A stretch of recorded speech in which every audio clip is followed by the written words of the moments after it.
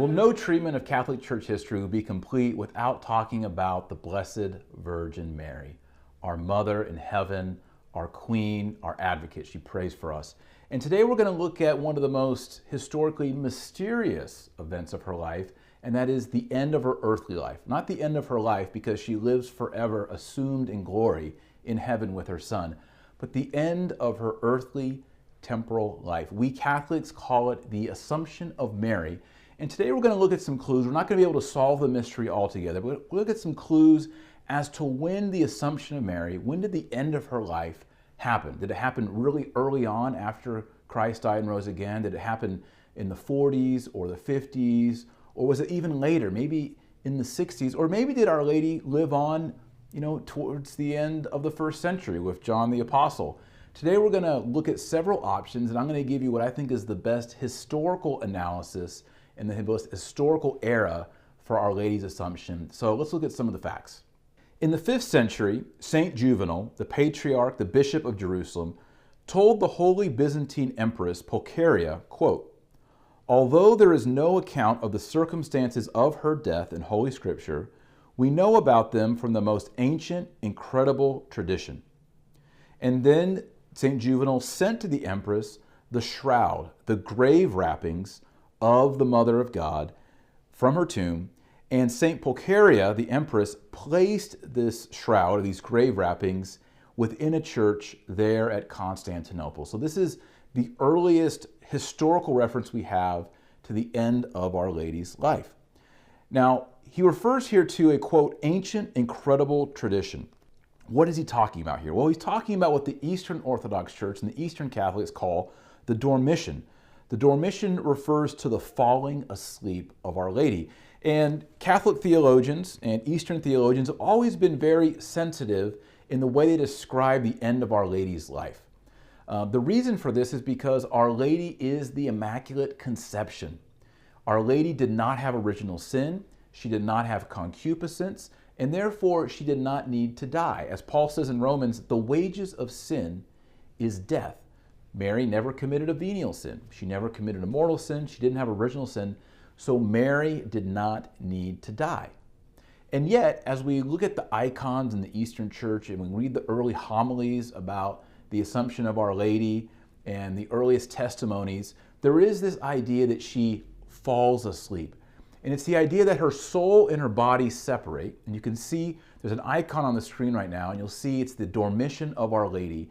And you'll see Christ is holding the Blessed Virgin Mary. She's kind of looks like a little infant wrapped up. That's Mary's soul. And then down below, you'll see Our Lady laid out. She's fallen asleep. That's her body, and the apostles are around her. And this is depicting how she passes into the next life perfectly at peace, without any struggle, without any pain, because she's the new Eve, and she doesn't have any sin. There's actually a tradition in the Franciscan tradition that I think is wonderful, and I subscribe to it. It's the idea, it's also the Carmelites teach it as well. It's the idea that when she came to the end of her life, Christ appeared to her and said, "Blessed Mother, I'd like to bring you to heaven now. You've done your ministry on earth. It's time for you to begin your ministry in heaven. And would you like to pass away like the rest of humanity, or would you like to have the privilege of not dying at all?" And that this is a tradition, it's apocryphal, so this is not dogma. But her answer was, "Lord, I want to be in all things like you. I want to experience the separation of the body and soul." So Our Lady experienced the separation of body and soul, what we normally call death, but her death was not on account of sin. This is why the church is always kind of reluctant to use the word death, even though it is used by popes, and by Thomas Aquinas actually refers to Mary's death. But her death is unlike any other death because it's not a death unto sin. So the falling asleep is something that's established in our liturgical tradition, and especially in the Eastern tradition. And I want to share with you a liturgical hymn from the Eastern Church, and it goes like this, quote, "Neither the tomb nor death could hold the Theotokos, who is constant in prayer and our firm hope in her intercessions. For being the mother of life, she was translated to life by the one who dwelt in her virginal womb." Note here that the Eastern Church confesses that neither the tomb nor death could hold the mother of Jesus Christ. Again, affirming that she is sinless. The tomb cannot hold her. So what happened is her body and soul separated at the end of her life, as we see in the Eastern iconography as all the doctors of the church who speak of this talk about this dormition, right, and this separation of the body and soul.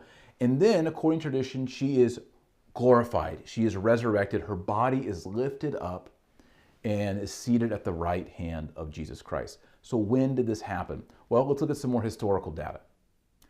Now, we know that Our Lady, of course, was alive at the death of Christ, at the crucifixion, because she stood at the foot of the cross, and Christ says to St. John, "Behold your mother." And then he says to Our Lady, "Behold your son." We also read in the book of Acts that she was present at the day of Pentecost.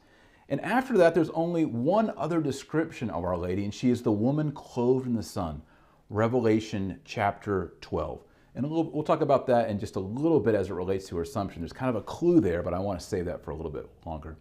Now, is there any other mention of Our Lady in the Acts or the epistles? Not really. And the reason for this is because in the early church, they were already being persecuted. For example, we read in Acts 12 that St. James, the brother of John, was martyred. This happened around the year AD 43, 44. Peter, the first pope, was put into prison. And so at this time, we read in Acts, the apostles leave Jerusalem because the Jewish authorities are working with the Roman authorities to kill the apostles. Anyone who has testimony to say that Jesus is the Son of God and that he's been resurrected from the dead. And of course, Our Lady would be a target of that as well. So we see the apostles, and tradition says at this time, John and Our Lady went up to modern day Asia Minor, or Turkey, modern day Turkey, and lived in the city of Ephesus. So we know that already around the year 43, 44, Our Lady is still alive. She's still on earth, and she's still giving strength to the apostles, with her prayers and with her presence. In Acts 15, we see an apostolic council. It's the Council of Jerusalem in AD 40 or AD 50. And we don't see or hear anything about Our Lady at that time. This is when she pretty much disappears from the account. All we really know is around the year AD 43 or 44, Our Lady has left Jerusalem and she's gone up to Asia Minor, to Ephesus. So this raised the question, did the Assumption of Our Lady, where she was lifted up body and soul into heaven, did this happen maybe in AD 40 to 49, in the 40s? Well, one of the arguments against dating it this early is that tradition unanimously states that St. Luke, the author of the Gospel of St. Luke, met and interviewed Our Lady about the conception and birth of Christ. If she was assumed into heaven in the 40s, that interview would have never happened. So there's really good reason here to say that no, Our Lady was not assumed into heaven in the 40s. Well, what about maybe the 50s or the 60s? There is an early tradition stating that Mary fell asleep and was assumed into heaven after the conversion of St. Dionysius, the Areopagite, and we read about him in Acts 17. So this would put the date in the 50s. But I think there's a better argument to place her dormition and her assumption a little bit later, and that would be around the year AD 63. And there's 4 reasons for this. The first is that the apostles are still alive, and all the ancient icons, the liturgical icons of the Catholic Church, East and West, they show the apostles present at the dormition and assumption of Our Lady. So there's an apostolic witness to this mystery. This is why the Assumption of Mary is a dogma of the Catholic faith. We must believe it. It's been declared infallibly by the Pope.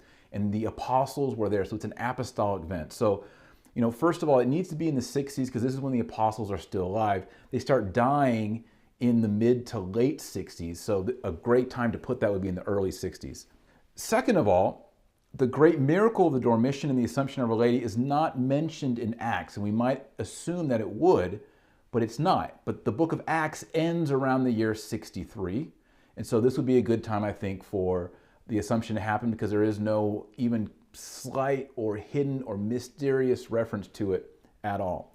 But the third point is when we get to the book of Revelation, we do in fact have a hint of the Assumption of Mary. There, as we mentioned before, St. John the Apostle sees Our Lady. He sees a woman clothed in the sun. She has a crown of 12 stars on her head. She's standing on the moon. And in antiquity, for Plato, Aristotle, Socrates, the ancient Greeks, the moon was the border between the earthly realm of everything that's changing. Remember, the moon changes, it waxes and it wanes. And then everything above the moon was seen as heavenly, permanent, eternal. And so when John sees Our Lady standing on the moon, he's saying that she has been lifted up above what's changing, above the temporal, above the earthly, and she's now in heaven. That's what's going on there in that image in the book of Revelation, chapter 12. It also places Our Lady in an apocalyptic genre. So the last time we see the Blessed Virgin Mary is in the Apocalypse of St. John. And the Apocalypse talks about these 3.5-year periods. There's a 3.5 period and another 3.5 period. There's a 7-year tribulation period that happens in Jerusalem from the year 63 to the year 70. And in those 7 years, there's what's called the Jewish-Roman War. And the Romans eventually destroy Jerusalem. They destroy the temple. They sack the city. And it's a absolutely horrible event. If you've listened to my podcast, the commentary on the book of Revelation, we go through this line by line, detail by detail, using the book of Revelation and the Jewish historian Josephus. So if you're interested in that, please consult those resources as well. But what we see is Our Lady's in an apocalyptic depiction. And the end of the Old Covenant, the destruction of the temple, happens in the year AD 70. And so Our Lady's assumption in around the year 63, which would be that 7-year period, allows her to be interviewed by St. Luke, but it also, and this makes great sense theologically and covenantally, Christ lifts her up, assumes her into heaven, body and soul, sits her at the right hand of himself, so that she can be an intercessor and pray, because the great persecution is about to happen in the church, beginning in 63 all the way to 70. All the apostles are going to be martyred, all the early Christians, tons of martyrdom, Jerusalem's going to be destroyed. Our Lady can exercise her royal ministry much better now in heaven than she could on earth. So she needs to be a heavenly advocate. And then, of course, the fourth one we mentioned already is Our Lady needs to be interviewed by St. Luke. And this tradition places this in the early 60s. And so once she gives her testimony to St. Luke about the conception and birth of Christ, she's fulfilled that part of her ministry on earth, as well as being a witness to the virginal conception and the virginal birth of Our Lady, and her time on earth is finished. There's one more, maybe a fifth one that we could throw in there, and that is Herod, the king, finished the temple in Jerusalem in the year AD 63. And of course, we know that Our Lady is in fact the true temple, the true Ark of the Covenant. So by her being assumed and glorified and lifted up in 63, it would also kind of be a, how we say it, covenantal and sacramental diss on the Herodian temple, which had just been finished. So I think you can see here that probably everything's pointing to this early 60s, and I like to think about AD 63 as probably the most likely date for the Dormition and the Assumption of Our Lady. As we close out this module, we, members of the New St. Thomas Institute, rededicate, we reconsecrate ourselves to the Blessed Virgin Mary. Our Lady, under her title, Our Lady of Guadalupe, is the patroness of the New St. Thomas Institute. And I would ask that you would continue to pray for the New St. Thomas Institute. Pray for me. I pray every day for you and ask God's blessing on you and ask for Our Lady's prayers for you. So she is our great advocate, and may she pray for us always. Thanks so much for being a member of the New St. Thomas Institute. Thanks for watching this lesson, and we'll see you in the next module.